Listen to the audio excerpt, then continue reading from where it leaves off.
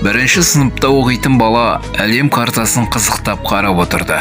Ондағы әрлеу әріптермен жазылған мемлекеттер мен жер су аттарын ежіктеп оқи бастады. Бір кезде өлі теңіз деген жазуды көзі шалды. Өлі теңіз деп буынға бөліп оқыды да, сосын өлі теңіз деп таңдана қайта оқыды. Сосын дереу қасында отырған әкесіне: «Әке, өлі теңіз қалай өлген? Оны кім өлтірген?» деп сұрақ қойды. Әкесі баласының сөзіне мейірлене жымиды. Сосын өлі теңіз жердің ең төменгі жерінде орналасқан. Барлық қар, жаңбыр сулары, өзендер оған келіп құйылады. Одан ешқандай өзен ағып шыға алмайды. Суын ешкімге бермейді. Сол себептен су әбден тұзданып, ішіндегі тірі нәрсенің барлығын өлтіріп тынған.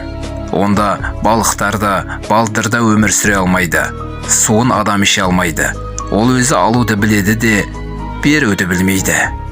Сондықтан оны өлтірген ешкімде емес, өзінің өзімшілдігі мен сараңдығы деп жауап берген екен әкесі.